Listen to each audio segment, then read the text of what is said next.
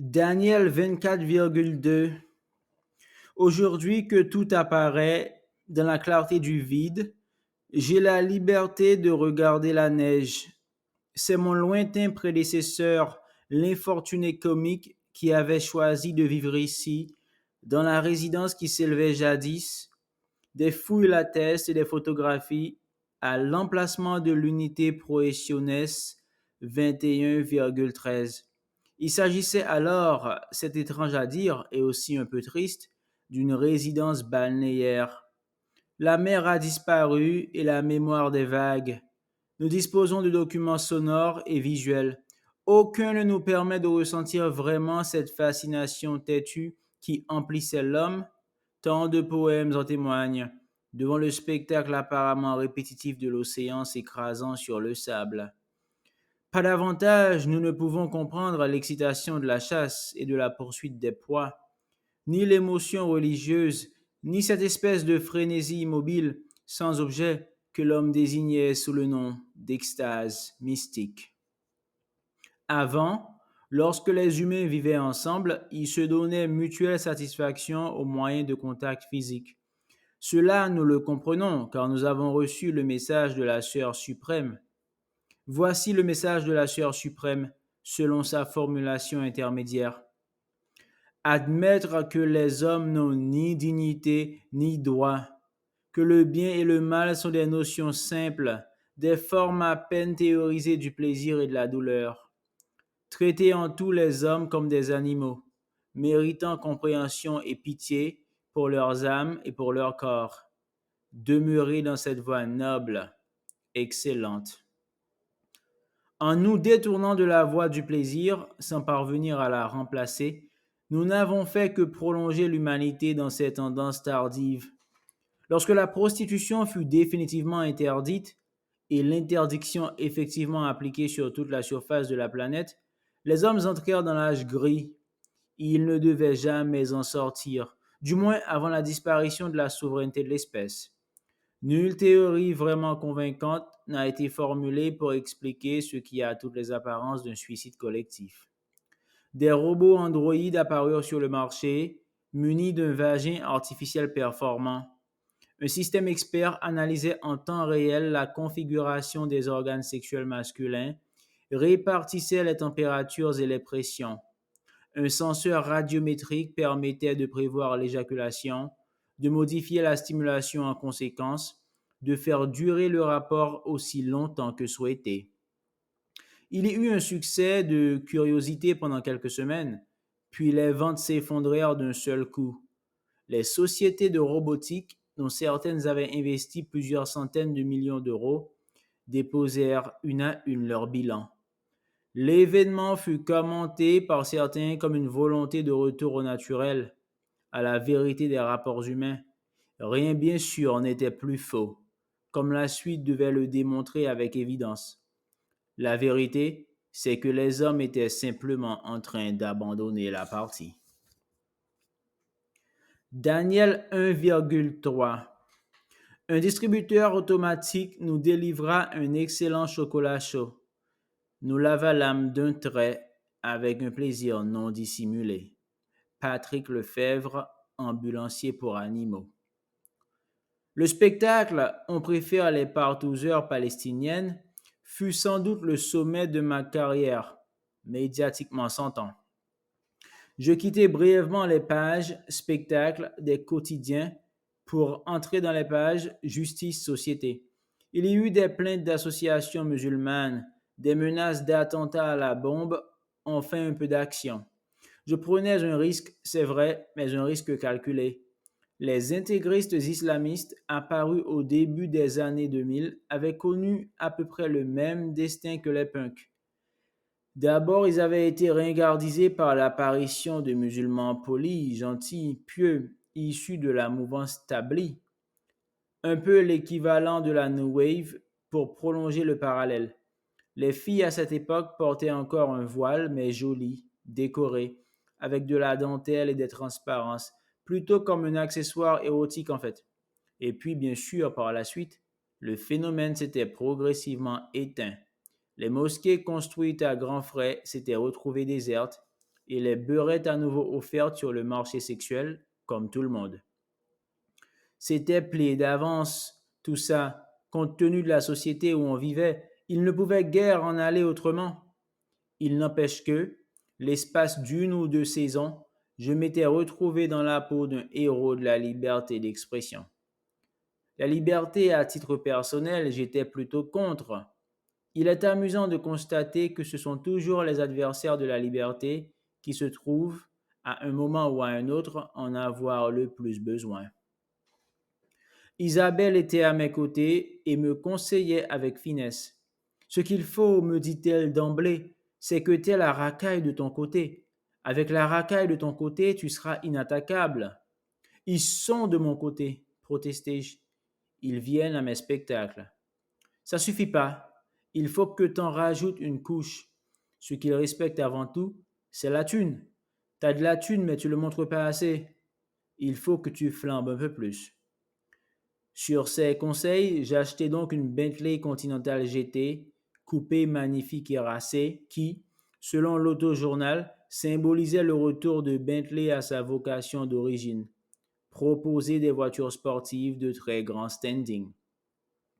Un mois plus tard, je faisais la couverture de Radical Hip Hop, enfin surtout ma voiture. La plupart des rappeurs achetaient des Ferrari, quelques originaux des Porsche. Mais une Bentley, ça les bluffait complètement. Aucune culture scepticon, même en automobile. Keith Richards, par exemple, avait une Bentley, comme tous les musiciens sérieux. J'aurais pu prendre une Aston Martin, mais elle était plus chère, et finalement la Bentley était mieux, le capot était plus long. On aurait pu y ranger 3 pétasses sans problème. Pour 160 000 euros, au fond, c'était presque une affaire. En tout cas, en crédibilité racaille, je crois que j'ai bien rentabilisé l'investissement. Ce spectacle marqua également le début de ma brève mais lucrative carrière cinématographique.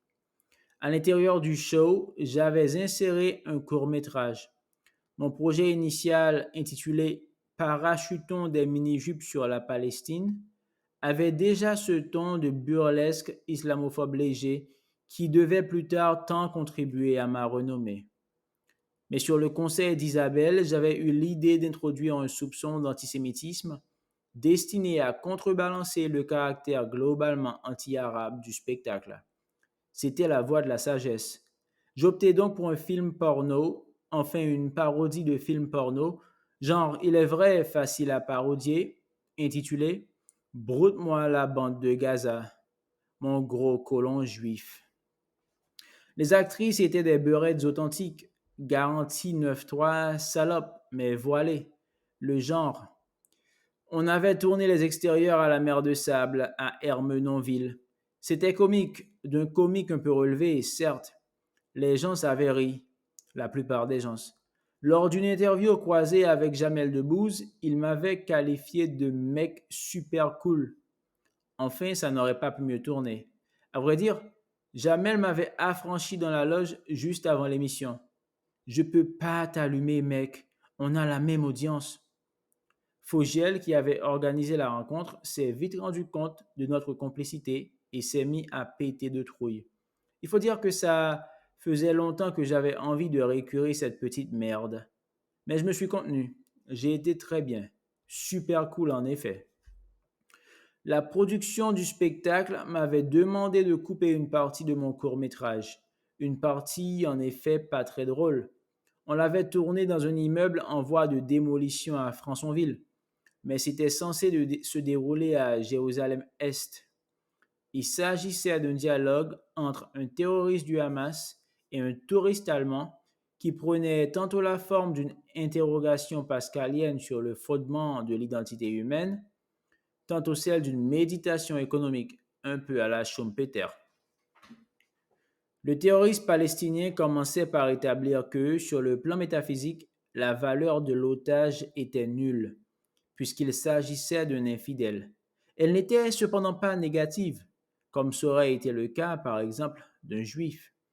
Sa destruction n'était donc pas souhaitable, elle était simplement indifférente. Sur le plan économique, par contre, la valeur de l'otage était considérable, puisqu'il appartenait à une nation riche et connue pour se montrer solidaire à l'égard de ses ressortissants. Ces préambules posés, le terroriste palestinien se livrait à une série d'expériences.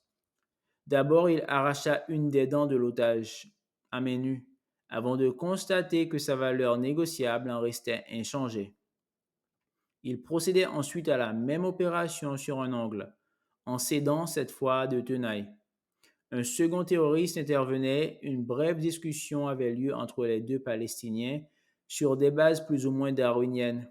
En conclusion, ils arrachaient les testicules de l'otage sans omettre de suturer soigneusement la plaie afin d'éviter un décès prématuré.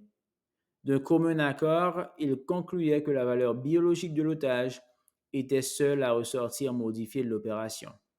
Sa valeur métaphysique restait nulle et sa valeur négociable très élevée. Bref, ça devenait de plus en plus pascalien et visuellement de plus en plus insoutenable. Je fus d'ailleurs surpris de constater à quel point les trucages utilisés dans les films gore étaient peu onéreux. La version intégrale de mon court-métrage fut projetée quelques mois plus tard dans le cadre de l'étrange festival, et c'est alors que les propositions cinématographiques commencèrent à affluer. Curieusement, je fus recontacté par Jamel Debbouze, qui souhaitait sortir de son personnage comique habituel pour interpréter un bad boy, un vraiment méchant. Son agent lui fit vite comprendre que ce serait une erreur, et finalement rien ne s'est fait, mais l'anecdote me paraît significative. Pour mieux la situer, il faut se souvenir qu'en ces années, les dernières années d'existence d'un cinéma français économiquement indépendant, les seuls succès attestables de la production française, les seuls qui pouvaient prétendre, sinon rivaliser avec la production américaine, du moins couvrir à peu près leurs frais, appartenaient au genre de la comédie, subtile ou vulgaire. Les deux pouvaient marcher. De notre côté, la reconnaissance artistique qui permettait à la fois l'accès aux derniers financements publics et une couverture correcte dans les médias de référence allait en priorité, dans le cinéma comme dans les autres domaines culturels, à des productions faisant l'apologie du mal, ou du moins remettant gravement en cause les valeurs morales qualifiées de traditionnelles par convention de langage, en une sorte d'anarchie institutionnelle se perpétuant à travers des mini-pantomimes dont le caractère répétitif n'émoussait nullement, aux yeux de la critique, le charme, d'autant qu'elle leur facilitait la rédiction de comptes rendus balisés, classiques, mais pouvant cependant se présenter comme novateurs. La mise à mort de la morale était en somme devenue une sorte de sacrifice rituel producteur d'une réaffirmation des valeurs dominantes du groupe, axé depuis quelques décennies sur la compétition, l'innovation et l'énergie plus que sur la fidélité et le devoir. Si la fluidification des comportements requises par une économie développée était incompatible avec un catalogue normatif de conduite restreinte, elle s'accommodait par contre parfaitement d'une exaltation permanente de la volonté et du moi. Toute forme de cruauté, d'égoïsme cynique ou de violence était donc la bienvenue. Certains sujets comme le parricide ou le cannibalisme bénéficiant d'un petit plus. Le fait qu'un comique reconnu comme comique puisse en outre se mouvoir avec aisance dans les régions de la cruauté et du mal devait donc nécessairement constituer pour la profession un électrochoc. Mon agent accueillit ce qu'il faut bien qualifier de rouillé. En moins de 2 mois, j'ai reçu 40 propositions de scénarios différentes avec un enthousiasme relatif. J'allais certainement gagner beaucoup d'argent, me dit-il, et lui aussi du même coup. Mais en termes de notoriété, j'allais y perdre. Le scénariste a beau être un élément essentiel de la fabrication d'un film, il reste absolument inconnu du grand public. Et écrire des scénarios représentait quand même un vrai travail, qui risquait de me détourner de ma carrière de showman. S'il avait raison sur le premier point, ma participation en tant que scénariste, co-scénariste ou simple consultant au générique d'une trentaine de films ne devait pas ajouter un iota à ma notoriété, il surestimait largement le second. Les réalisateurs de films, j'eus vite l'occasion de m'en rendre compte, ne sont pas de niveau très élevé. Il suffit de leur apporter une idée, une situation, un fragment d'histoire, toute chose qu'ils seraient bien incapables de concevoir par eux-mêmes. On ajoute quelques dialogues, trois ou quatre saillies à la con. J'étais capable de produire à peu près 40 pages de scénario par jour. On présente le produit et il s'émerveille. Ensuite, ils changent d'avis tout le temps sur tous les points. Eux, la production, les acteurs, n'importe qui. Il suffit d'aller aux réunions de travail, de leur dire qu'ils ont entièrement raison, de écrire suivant leurs instructions et le tour est joué. Jamais je n'avais connu d'argent aussi facile à gagner. Mon plus grand succès en tant que scénariste principal fut certainement Diogène le cynique. Contrairement à ce que le titre pourrait laisser supposer, il ne s'agissait pas d'un film en costume. Les cyniques, c'est un point en général oublié de leur doctrine, préconisaient aux enfants de tuer et de dévorer leurs propres parents dès que ceux-ci, devenus inaptes au travail, représentaient des bouches inutiles. Une adaptation contemporaine aux problèmes posés par le développement du quatrième âge n'était guère difficile à imaginer. J'eus un instant l'idée de proposer le rôle principal à Michel Onfray, qui bien entendu se montra enthousiaste. Mais l'indigent graphomane, si à l'aise devant des présentateurs de télévision ou des étudiants plus ou moins bénins, se déballonna complètement face à la caméra.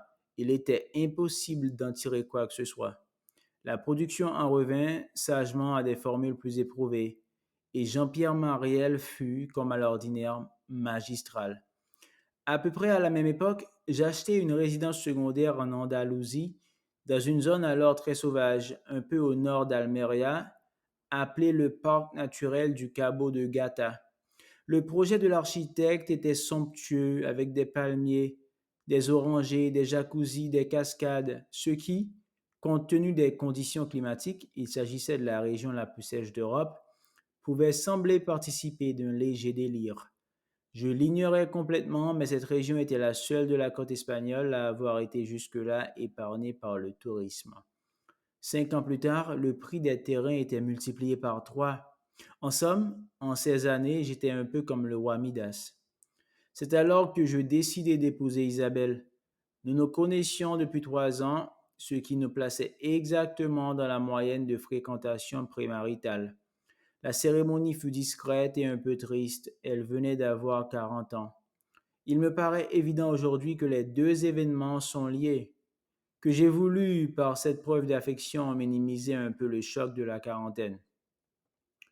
Non qu'elle l'ait manifesté par des plaintes, une angoisse visible, quoi que ce soit de clairement définissable.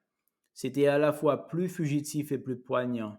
Parfois, surtout en Espagne, lorsque nous nous préparions pour aller à la plage et qu'elle enfilait son maillot de bain, je la sentais, au moment où mon regard se posait sur elle, s'affaisser légèrement, comme si elle avait reçu un coup de poing entre les omoplates. Une grimace de douleur vite réprimée déformait ses traits magnifiques.